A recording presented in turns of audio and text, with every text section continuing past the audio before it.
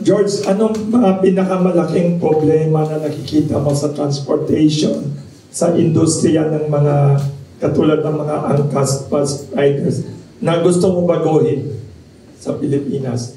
Mga transport problems or mga sakit sa ulo? Alam niyo po, sa hanay po natin na nagmumotorsiklo, no, marami pa rin pong hindi professional na nagmumotorsiklo at na hindi po nakapagdaan sa formal na training. In fact, ito po yung isa sa gusto nating isaayos, lalong-lalo na po sa Land Transportation Office, na lahat po na nagmumotorsiklo ay makadaan sa kahit papano ayos at kalidad na training. Dahil po ito ay magdudulot ng ligtas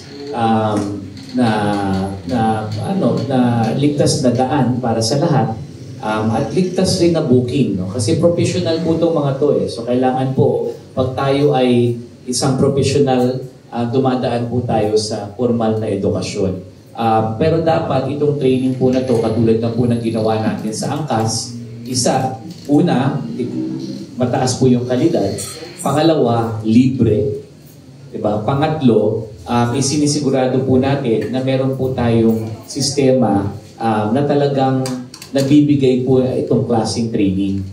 Kami po, proud na proud po kami na yung hanay po namin, marami po ang nag-iisip dati nung habal-habal pa sila na hindi po ito ligtas. Dahil po sa isinagawa naming sistema, nagkaroon po tayo ng training para sa lahat ng biker natin. Nagdulot po ito ng napakataas na safety rating. 99.997% po ang safety rating natin. Kayo, sa angkas. Ibig sabihin po niyan, sa ilang daang milyon na rides, 0.003% lang po yung accident rate natin. Actually, marami po nagsasabi, as a joke, no, na mas mataas pa po yung rating natin sa condom. Kasi yung condom po 98%.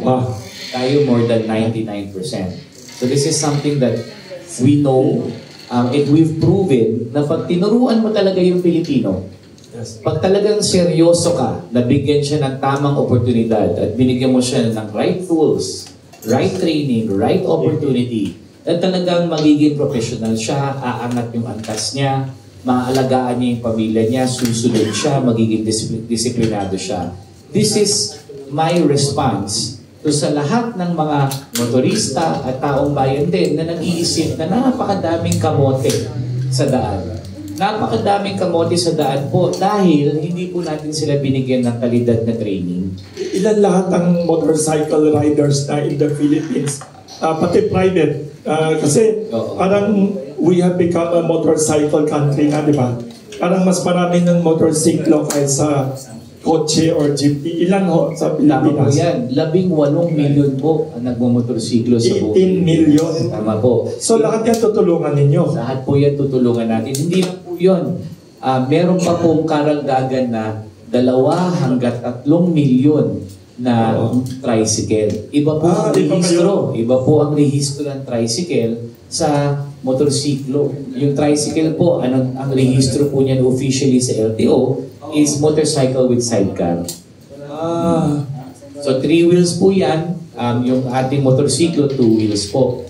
All in all, mahigit 12 million po ang nagmamotorsiklo sa Pilipinas. At karamihan po dito, 12 million. 20 million. 20 million? Wow. At karamihan po dito, ginagamit po talaga yung motorsiklo para sa hanap buhay nila. Nakadepende po sila sa motorsiklo, hindi lang po sa pagtatransportasyon, pero maging source of income and livelihood din po. Kaya lalo kayong sumisikat yung angkas. Kasi kahit na hindi sila angkas rider, alam nila somebody like you na mahilig sa motorsiklo, na alam yung problema, baka pwede nyo tulungan lahat ng motorcycle riders. Kamusta naman yung daan? Motorcycle friendly ba ang mga daan natin? Isa po yan sa mga tatalakayan po natin at sana po maging sensitive yung ating gobyerno para rin po sa infrastruktura para mas lalong matulungan po natin ang ating mga kagulog na ginagamit po ang motorsiklo para sa hanap buhay. So napaka-importante po na meron po tayong representasyon sa usapang infrastruktura dito po sa pagmomotorsiklo. Thank you. Baka may tanong na yung mga media friends natin, huwag kayo mahiya. Yes.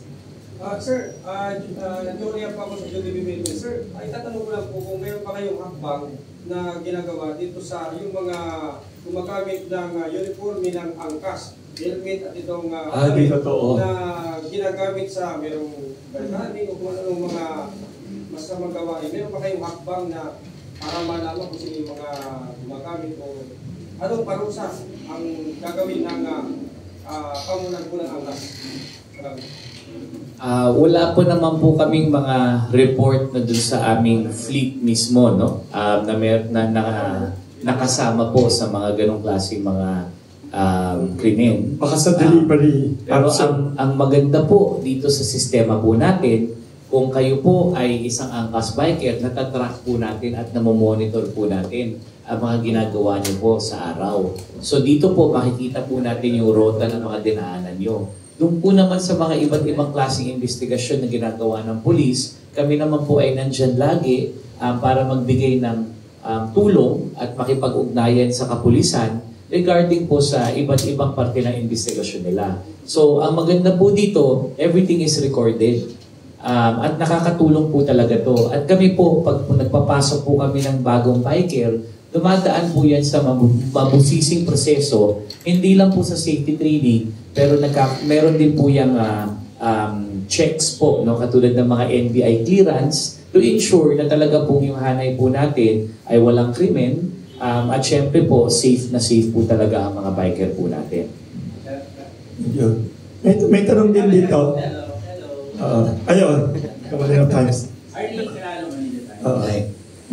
Sir, kailan lang may press conference si Transportation Secretary. So, sabi niya, mandatory na kailangan magkaroon na ng drug test ng delivery driver. Ganda. Since nabanggit mo nga, 20 million na yung talagang mga turista na 20 million. ginagamit mo para sa pangalan ko ay handong palawin ka sa so are you pushing the same na, or do you agree? Do you agree with the proposal? Actually, Good question. kailangan mandatory sabi ni Dixon sa mga I think that sinasabi niya is for not just motorcycles, no, but for public utility drivers. So I think kung meron tayong pangkalahatan na regulasyon to ensure na safe po ang ating mga bikers or ating mga drivers in general, this is something that we support, no? Hindi ko pa po nakukuha yung order at hindi ko pa po alam kung paano po yung sistema, kung paano po ipapasagawa to. Pero anything for the safety of the public, yan po talaga ang naging pakay at layunin. It's proper na dapat yung mga drivers dapat under mandatory na drivers. Sorry, hindi po siya motorcycles, no? And we're talking about public utility drivers. So hindi lang po yan motorsiklo, kasama po dyan ang bus, kasama po ang jeep. Basta po ang regulasyon po natin ay pangkalahatan. Ang problema po, pag meron po tayong isang hanay na pinag-iisipan na bigyan ng karagdagan na regulasyon na hindi po nabibigay sa ibang hanay na pareho naman po ang profesyon. So we are talking about the entire public utility vehicle or public utility system po. Hindi lang po motorsiklo. So you agree yan na magkaroon ng... As long as the regulation is for everyone. Kung pangkalahatan po, then pwede po natin pag-usapan kung paano po natin i-implement yon. Kasi marami po mga ibang logistical concerns that we have to go through. Unang-una, bilang. Diba? Iba po ang bilang na nagmumotorsiklo sa bilang na nagbabas.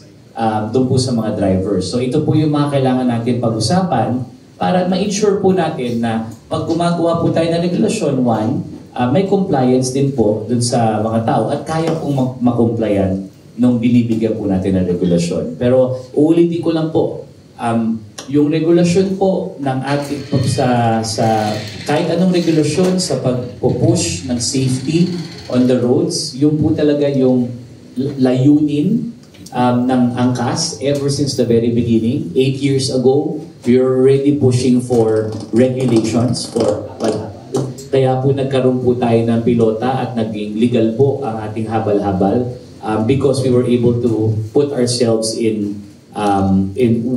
provide a good framework for regulation. And for me, basta po yung mga regulasyon po natin na binibigay sa driver at pangkalahatan, ito po ay ikabubuti po ikabubuti po ng pagliligtas ng ating mga daan.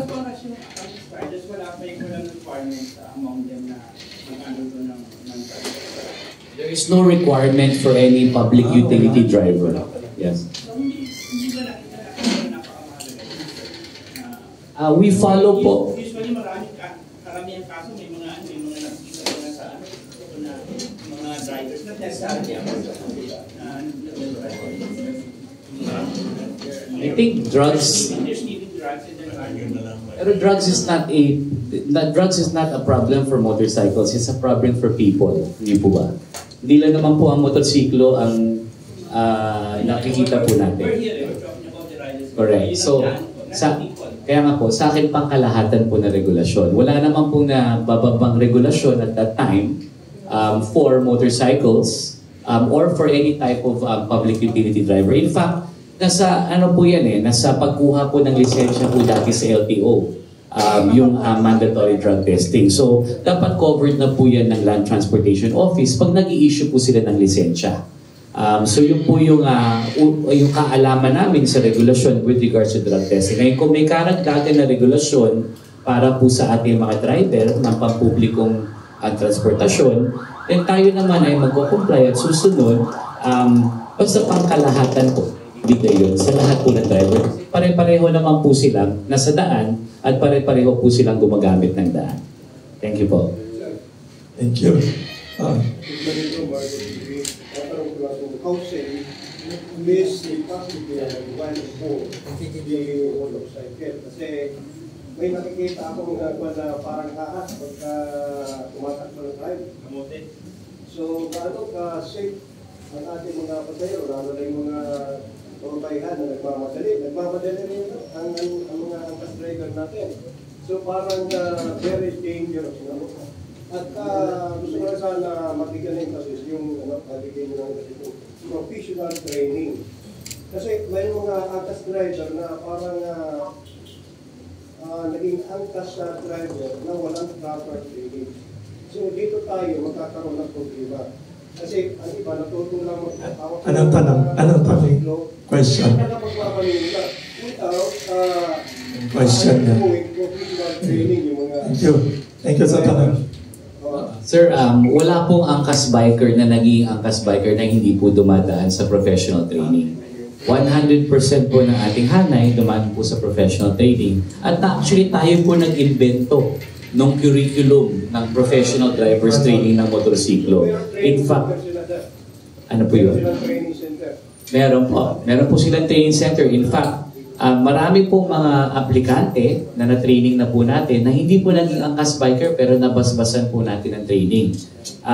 Meron na po tayo siguro 250,000 na nagmotorsiklo na gustong mag-apply na hindi necessary lahat naging angkas biker pero dumaan po yan sa training po natin. At dahil po dito, nakita rin po ng TESDA yan at sa kagandahan po ng ating programa, gumawa po tayo ng partnership with TESDA at yung kanilang professional driving course para po magkaroon ng trabaho ang mga ordinaryong mamayan sa pamamagitan ng motorsiklo, tayo po ang gumawa ng curriculum na yon. At tayo po ang nagtitraining ng kanilang mga trainers para sa TESDA. Mga trainers po natin lahat, meron po training yan for international standards, pati lahat po dyan ay HPG certified. So dumaan din po yan sa kanilang mga training course. So napakalaki pong parte ng angkas yung professional driving training course po para sa ating mga biker. In fact, yan po talaga ang naging focus po natin sa umpisa to ensure na hindi po yung yung hindi lang po yung sasakyan yung ma-accredit, pati po yung tao. Kasi yung tao po talaga, yung driver po talaga, ang importante. Kasi naman po sa LTFRB, yung sa nakaraan po nating ang naging experience, karamihan po dun sa mga licensing nila is nakalisensya yung sasakyan. Kaya po ngayon, sinusulong po natin yung regulasyon na dapat pati po yung driver maging parte po ng accreditation process to ensure na lahat po ng driver talagang dumaan po sa proper training. May tanong pa dito sa mga media na text dito. Kamusta naman ang affordability ng motorcycle? May suggestions pa kayo or tulong na gawin sa congressman about the motorcycle industry in the Philippines?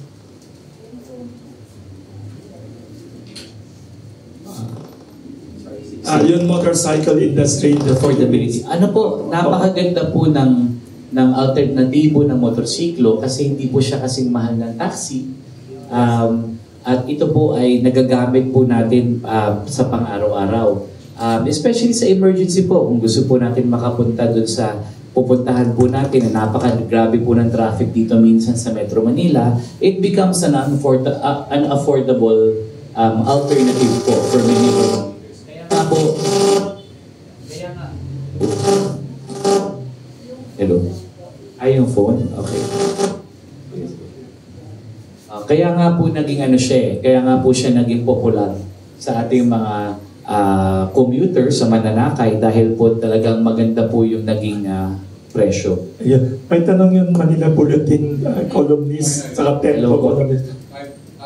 Mr. Nestor Cuartero. You talk about the curriculum. Can you give us an overview of what you teach the drivers? So the first thing that we teach drivers is the practical exam, no? So dun sa practical exam po, yung ating course, which they have to go through with the passenger, will simulates real-world scenarios. So meron po dun mga bumps, meron po dun mga mabibilis na stops, meron po dun weaving. So iba't ibang po scenario na nagre-representa, nag-simulate ng tunay na buhay as much as possible. So nakikita po natin yung response nung biker kasama yung pasahero dun sa course na yon. From there po, nagkakaroon po tayo ng assessment and then we assess the skill level of the biker.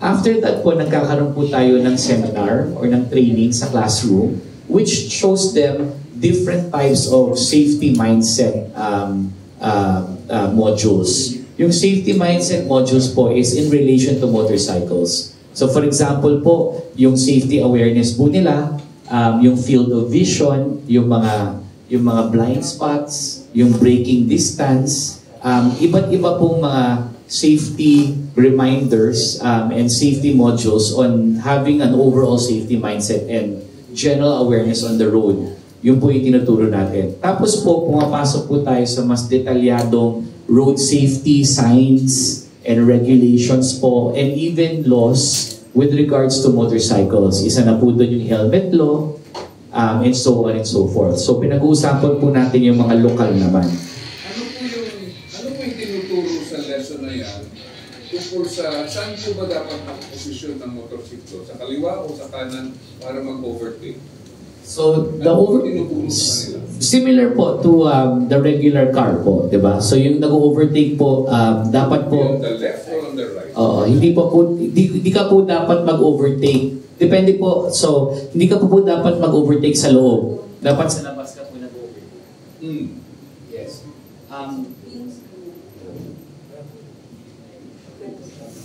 Hello. Yes. So dapat po sa labas ka nag-overtake, especially po, and then what you're supposed to do kung meron kang truck. Sa truck naman po, may mga blind spots po ng truck, so you shouldn't be on those blind spots. Tapos pangatlo po, you shouldn't also lane split. Diba? So yung mga nag-lane split ka, pwede ka lang actually mag-lane split if there is stoppage on the road. But while you're running, you should actually occupy your own lane.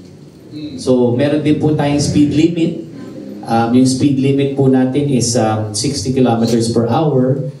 for major thoroughfares and highways. Tapos meron din po tayong mas mababang speed limit kung nasa smaller escalitas po tayo or schools. So, ang napansin ko lang po, yung hindi naman angkas lamang, kundi generally mga motorsiklo, they could overtake you on the left, on the right, wherever they want. Ano po ang tamang paraan para maiwasan itong mga ganitong aksidente? So you should always overtake sa labas po, no? You cannot overtake inside. What do you mean sa labas? So you can never overtake on the inner lane. Dapat po sa outer lane ka. Sa labas na kalsada. Left or right. Nag-drive kang ganyan, nasa right mo dapat. Oh, so usually hindi nasa left side ka dapat nag-overtake. Diba? Tama. Oh, yes. Hindi naman talaga ang batas. Correct. Pero paano sinasabi niyo po sa inyong mga driver na hindi sumusunod dun sa kaliwa? So syempre we rely on customer feedback. Meron din po tayong mga pasahero at mga commuters mananakay na nag-take ng pictures. May mga reports din po tayo doon and we call them. So iba-iba po yung degree of infraction ang binibigay po natin as penalty to bikers. Just to say, isa sa pinaka-common causes of accidents, yung overtaking, whether you like Maganda on the left or on the right. Baka may advice kayo to the 20 million motorcycle. Dapat nating i-address. I think for us was our bikers generally, they treat the motorcycle or the way they conduct or handle the motorcycle as a profession. So for them, talagang yung additional training run allows them to really know what to do, especially in times of distress. So they're able to act very quickly. But of course, there's also habits that you need to break. Diba? Kasi marami rin dyan, bago sila pumasok at maging professional, marami rin silang nakasanayan. In fact, one of the things na isinagawa po natin, yung very strict po tayo na hindi po dapat sila po nagko-cross dun sa yellow box, pati po sa pedestrian. Matagal din po namin na ituro yun over and over again bago po sila sumunod at some point in time. So itong mga habits po na to, marami sa kanila nakasanayan na. And because of this training, and because of the continuous and ongoing training that we conduct, eventually po nabe-break po natin yung habit na yon. So, continuous process po ang training natin. If you see now, marami na rin po mga motorsiklo hindi na po tumitigil sa pedestrian on the intersection. So these are some of the things that we work on. Helmet law din po. Meron na po tayong helmet law, matagal na po yan. Pero po, may mga tao ayaw pa rin. Hindi lang po sa probinsya, dito rin po sa ating lungsod. Dun sa mga eskinita, hindi na po nag-helmet. May nagtanong naman, George, anong top 3 priorities mo as a legislator? What are your top 3 priorities or topics or areas of concern? I think if you become congressman? There's 3 priority bills that we want to implement when we get into Congress. The first one is the motorcycle taxi law. So we want to be able to institutionalize and to enact the law so that it's permanent.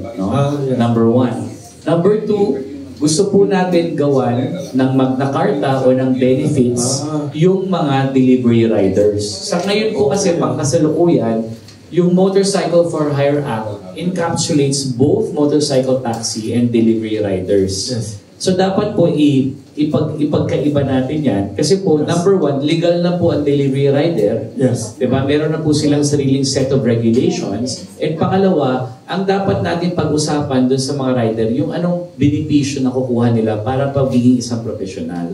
Yung pangatlong priority program po natin is yung Magna Carta po ng mga tricycle driver. Kasi yung mga tricycle driver, kasama din po natin sa hanay natin yan. Yes. Ang tricycle driver po, or ang mga TOTA, ilang dekada na po yan legal. More than 40 years na po sa aking pagre-research na legal.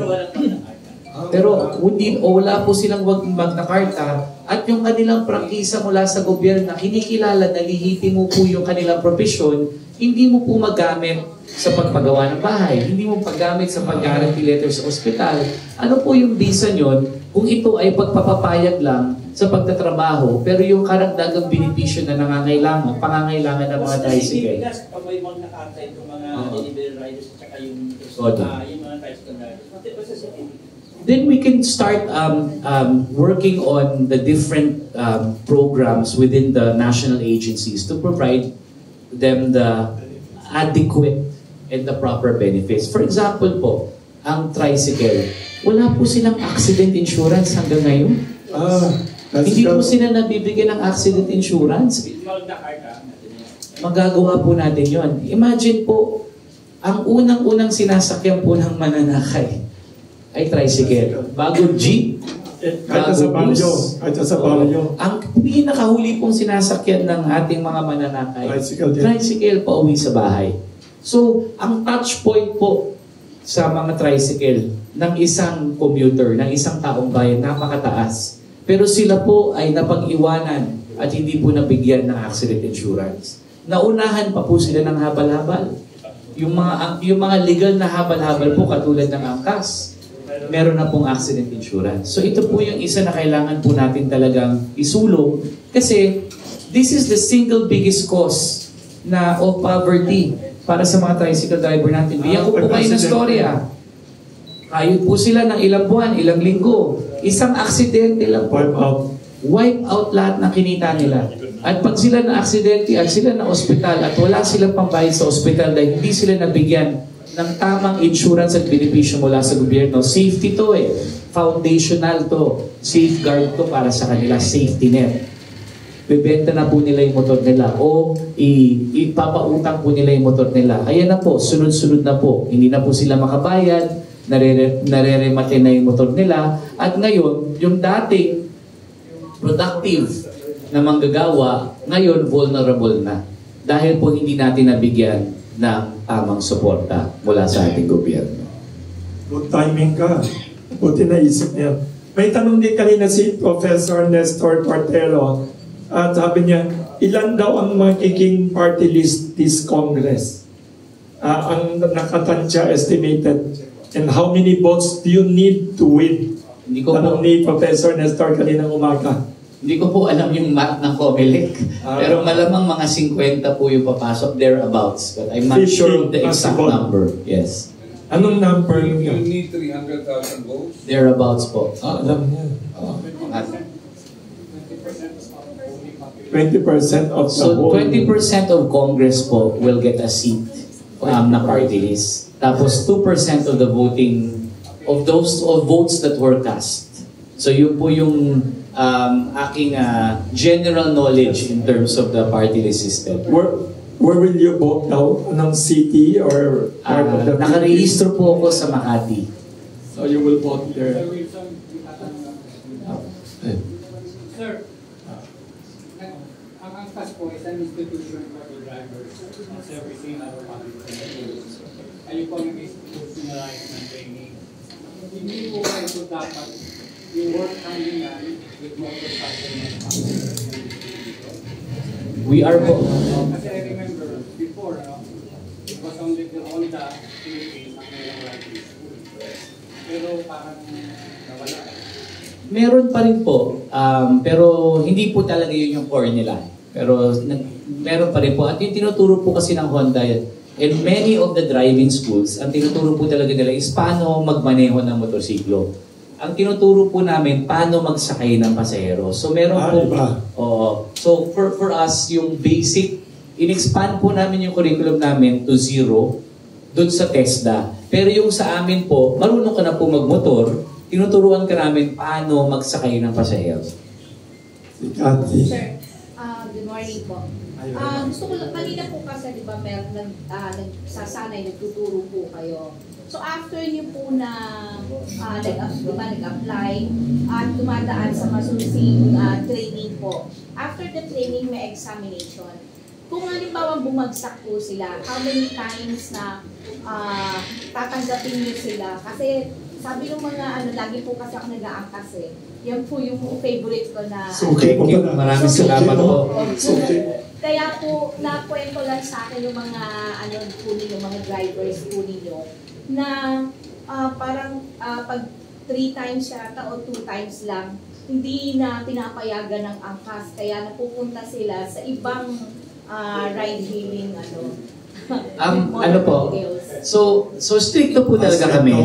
In fact, yung 2 times po is, meron po kasi, pag 2 times ka po nagkamali dun sa course, failed ka na automatic. So, yun po yung ating patakaran. So, Pero okay, po, quality control. pero po, pwede ka po mag-try over and over again. Karamihan lang po sa kanila nahihirapan dun sa course, so lumilipat po sa mga ibang naghahanap po ng ibang oportunidad. So, ibig sabihin pag angkas, okay na rider kayo? Yes. Siyempre, sasabihin ko po yun. Yes, yes. Kasi di ba pasal sa I iba? can compare it. Kayo na po humusga. Sabi niya. Ako na humusga. But anyway, additionally, kasi may mga naka-live stream tayo ngayon, maraming mga interesado to be part or maging angkas rider po. Saan Ano yung mga mag-a-apply? requirements, saan sila pwede pumunta, ano yung dapat na equip na kaalaman dapat po nila. Basta marunong po kayo magmotorsiklo. Yun po talaga pinaka-importante. Yan talaga yung layunin na gusto nating yung advokasya, yung layunin ng ating advokasya na dapat pag gusto mo alagaan yung pamilya mo, hindi mo na kailangan maging henyo.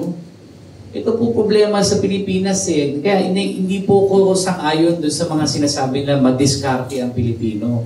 Diba? Lagi po ako nalulungkot pag naririnig ko yun. Bakit kailangan mo maging madiskarte o maging matalino para maalagaan yung pamilya mo? Kung gusto maging bilyonaryo katulad ni Boss Wilson at ni Boss Aldrin, yun, maging magaling ka, maging henyo ka, maging madiskarte ka. Pero kung aalagaan mo lang yung pamilya mo, maglalagay ka ng pagkain araw-araw, magiraraos mo sila sa kahirapan, dapat nandyan yung gobyerno para magbigay ng sistema na kung meron kang isang kaalaman at isang kaalaman lang, wala nang iba, kaya mong alagaan yung pamilya mo at iraos sila sa kahirapan. At yan po ang gusto natin gawin sa pamamagitan ng paggamit ng motorsiklo.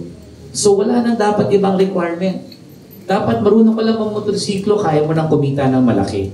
At kaya mo nang magkaroon ng pensyon, kaya mo nang magpagawa ng bahay, kaya mo nang magkaroon ng health insurance at masuportahan yung pamilya mo with health insurance. So ito po yung mga basic needs ng taong bayan na sana po mairaos po natin o paunlakan po natin ang karamihan sa mga Pilipino natin sa pamamagitan ng paggamit ng motorsiklo. Kaya po napaka-popular na motorsiklo at pagbili ng motorsiklo dito sa Pilipinas ngayon. Hindi ba kasali ang educational requirement o attainment? No, sir. Apply? Wala po. No, sir. Opo. No, sir. Kahit ano. Basta, pwedeng no read, no write. Basta you can read traffic signs. Basta alam niyo po yung green, yung yellow at red, at alam niyo po yung mga iba't ibang traffic signs, kasama po sa curriculum natin yan. Tinuturo po natin yan sa mga biker. Sir George, I remember marami pong mga pasaway na nag-motorcade, kaya nagkaroon din ng suspension. Ano pong balita sa kanila? Anong mga sanctions na ginagawa ng kasama? So, kinuha ko na po yun, no? Ang pinag-usapan po namin at yung response po namin sa show cause order, kasi alam niyo naman po, kung kayo nakasali sa motorcade, usually sinusundan niyo yung nasa harapan niyo.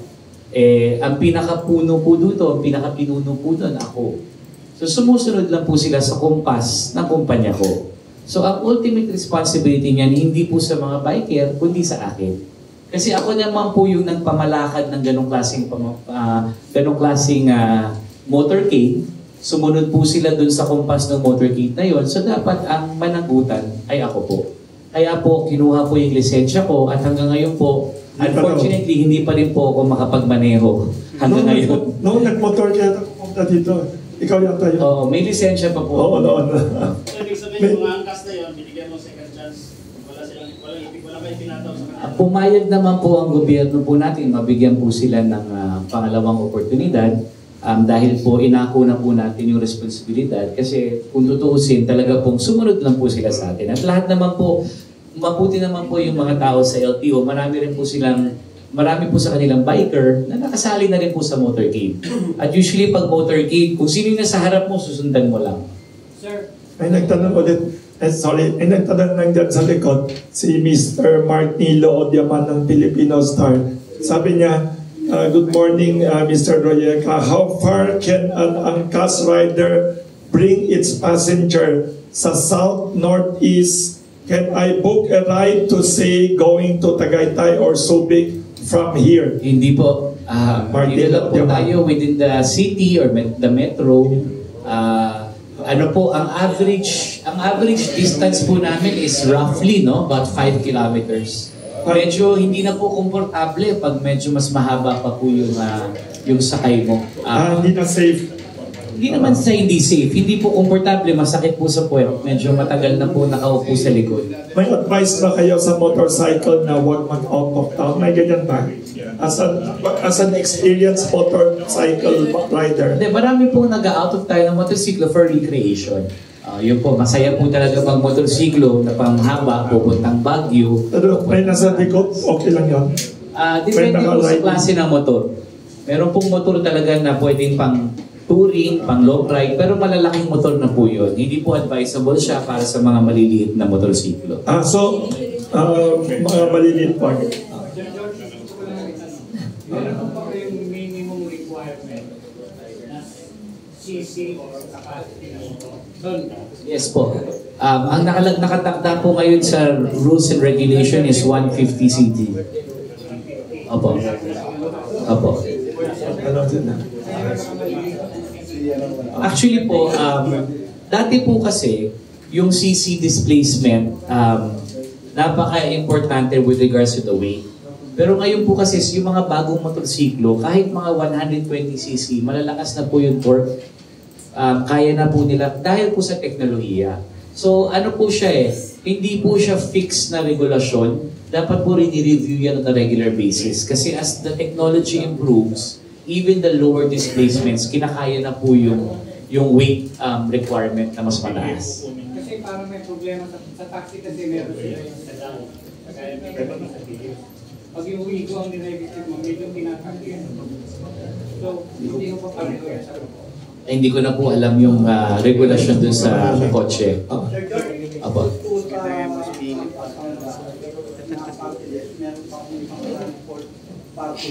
Meron na po mga transport group o organization na sumuporta sa angkasan. Marami na po. Napakadami na po mga TODA, presidents and groups, mga federation ng iba't ibang lalawigan ng lungsod na sumusuporta.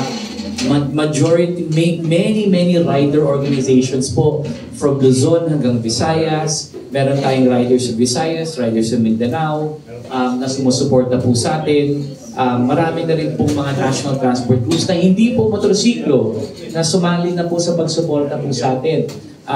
So iba't iba na po ang mga hanay po. Basta I think naghahanap po talaga ng marami ang tamang representasyon para sa transportation ends. And mukha naman po nakita nila na yung pag-uusap naman po natin merong saysay at sana po idudulot na maganda para sa industriya natin. Ang pangalan ng party list niyo is Angkasangga, hindi Angkas. Hanapin nila Angkas. So ang pangalan po ng party list is Angkasangga Party List. Ang numero po natin sa balota is 107. So pag tayo sinasabi po natin 107 ang kasangga para hindi na po makalimutan.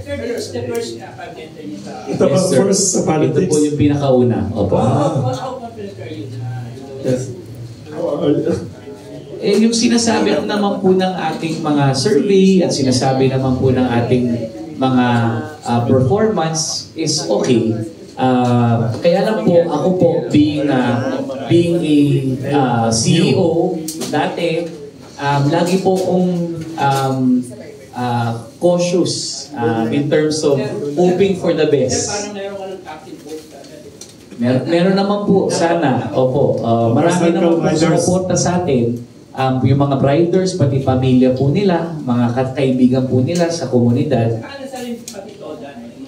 Yung TODA po, oo, kasama na po sa hanay natin ngayon. So talagang pinaglalaban po natin kasi para po kasing nangyari po sa kanila yung nangyayari sa atin ngayon.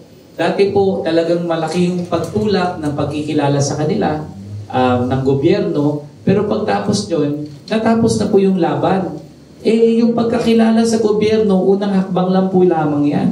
Kailangan po natin ng karagdagang benepisyo para masigurado po natin na umangat po yung antas ng kabuhayan ng ating mga transport workers. So pareho po yung pinaglalaban natin sa TODA at dito sa ating hanay ng 2 wheels.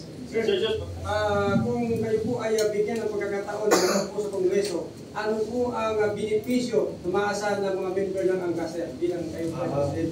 Yung po, kailangan po natin mabuksan yung mga iba't ibang national benefits para talagang ma-maximize po natin. Unang-una, pabahay mula sa gobyerno. Kailangan po talaga lahat ng ating manggagawa may kakayahan magpagawa ng bahay para hindi lang po short-term yung pag-iisip nila. Meron po silang binabayaran na mas long-term at meron silang ini-expect na imamana po para sa pagsusunod na henerasyon. Pension po, napaka-importante, mabuksan po ito. Doon po sa SSS, hindi lang naman po pension yan kasama po dyan yung pautang sa gobyerno na sana po ma-qualify ang lahat ng klaseng manggagawa, hindi ng empleyado. Kasi lahat po ng manggagawa, lihitimo. Hindi ko pa naiintindihan yung ibig sabihin ng gobyerno pag sinasabi nilang informal worker. Ano pong ibig sabihin ng informal? Lahat naman po tayo formal na nagbabayad ng buwis. Diba? Kung formal po tayo nagbabayad ng buwis, dapat formal na rin po tayo nakakakuha ng benepisyo mula sa gobyerno. Dapat po, i-erase na po natin yung konsepto ng informal na manggagawa. Kasi wala pong manggagawang informal. Lahat ng manggagawa kumikita, inaalagaan yung pamilya, wala po sa ginagawa nila ang pagiging informal. Kaya yung pong word at terminology na yon, dapat po matanggal po yan sa gobyerno. At dapat mabigyan ng equal opportunity at access sa benefits ang lahat ng klaseng manggagawa, regardless kung empleyado ka man o hindi. Ano pang nakita nyo sa 20 million motorcycle riders na gusto nyo paguhin? Galing mga advocacies nyo. Better training, better benefits, better protection. Ang pinag-uusapan po natin dito, napaka-focus po ng ating party list sa isang bagay lamang. Even representing the motorcycle owners, isa lang ang pag-uusapan natin. Paano natin papagandahin ang hanap buhay nila? Una-una, kumita ng mas malaki. Pangalawa, kumita ng permanente at regular. Pangatlo, pag nagkaroon ng di ka nais-nais na pagpangyayari, maproteksyonan sila ng gobyerno. Diba? Marami dyan, platforms accredited. Pero trato sa kanila, wala na silang pwedeng puntahan kundi korte. Dapat mabuksan ng DOLE ang pag-a-adjudicate na kahit hindi empleyado. Bakit ang tingin lang natin, may karapatan ng manggagawa pag empleyado ka lang. Tapos pag hindi ka na empleyado, gig economy worker na.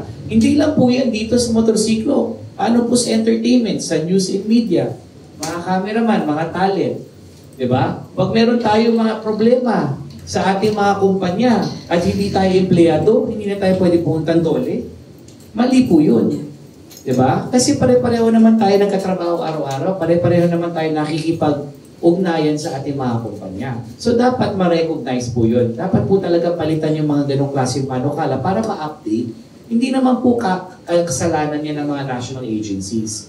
Kaya lang po, dati, ang emphasis po talaga natin is empleyado. At dahil sa panahon ngayon, nagbabago na po ang buhay, nagbabago na po ang panahon, at marami na pong nagkatrabaho ngayon o manggagawa na hindi na nakukonsider na empleyado o parte ng tradisyonal na framework ng pagiging empleyado. At ito po ang dapat nating isaayos, proteksyonan, at i-empower. Kasi itong mga to, po, manggagawa na yan eh.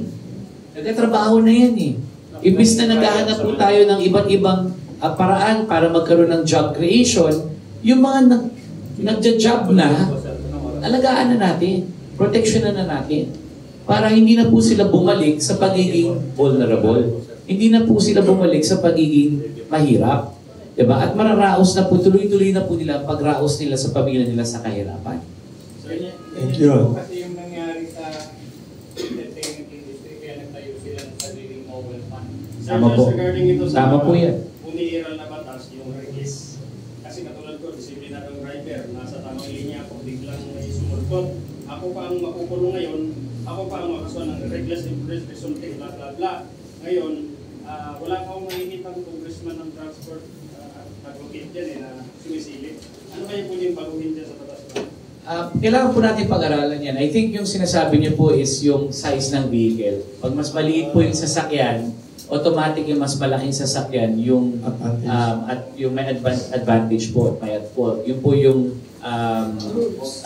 rules ngayon. So kung kunyari truck ka, tapos nabangga mo yung kotse, yung mas malaking sasakyan generally is at fault. Hindi pala generally po, yun yung parang kung yun sa akin po ang kaalaman doon, yun po yun. Doon naman sa profession po namin, meron po tayong because we are professionals, lagi po yung burden ng proof na sa amin. So kailangan po namin i-prove na hindi po kami yung may kasalanan kasi kami po yung mas professional, dumaan sa training, so dapat kami mas may kaalaman sa daan.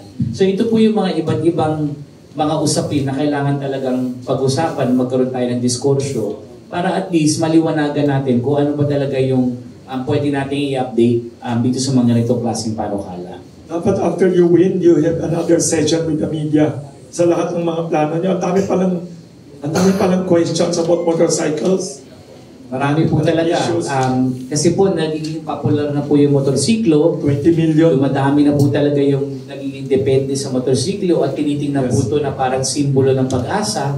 At dapat po talaga mabigyan po natin ng atensyon. Meron ba kayong final message for the voters and the public? One last point. Yes. Professor Nestor. UST Journalism Professor din. Bakit po si Vice Ganda ang inyong modelo? Ay, oo. Nalaman niya sa motorcycle industry. Oo. At saka sa road safety. So, kasi po, ang nagre-representa na po kasi ng road safety at motorsiklo ay ako, si Mr. Angkas. At nakita po kay Vice Ganda yung kanyang passion for advocacy. And also the fact that she represents, I think she is the biggest example of a very successful informal worker. Oo nga. Alam mo po yan, umasenso po yan ng sariling sikap. Sariling sikap, walang tulong sa kahit kanino. At lalong-lalo pong walang tulong sa sistema po na pinagdaanan niya sa gobyerno. Hanggang ngayon, siya po ay officially informal na manggagawa, kahit milyonaryo. Di ba po? Pero pinakamataas na taxpayer na pinataas sa BIR. Customer din ng bakery. Di ba po? Parang nakakatawa po dahil ito yung shining example po na dapat nating it's maging inspirasyon. Pero imagine kung nabigyan po siya ng tamang suporta. At sa isang Vice Ganda, ilan po ang Vice Ganda na dumaan sa ganong klaseng buhay na hindi po umasenso. Dahil hindi po nabigyan ng tamang suporta. Ito po sinasabi ko na sana po hindi po maging requirement ang pagiging henyo para hindi po tayo mamatay sa kahirapan sa Pilipinas. Sana po wala pong ganong klaseng requirement. Sana po meron tayong sistema sa gobyerno na kahit wala kang edukasyon at meron ka lang isang skill, magaling ka umarte, magaling ka magpatawa, magaling ka magmotorsiklo, kaya mong alagaan yung sarili mo at irangas yung pamilya mo sa kahirapan. Kaya po siya naging endorser po natin. Kasi po, she is one of the best examples of somebody na na kailangan, na despite everything, naging successful. Marunong ba siya mag-motor o nakasakay na ba siya sa angkas? Yung kanya pong asawa, magaling po magmotor si Ana. Hindi ko pa po nasasakay si Vice Ganda. Precious cargo po yun. Baka po at maraming magalit po sa akin sa taong bayan. Tumahulog. So, baka wala na tayong time.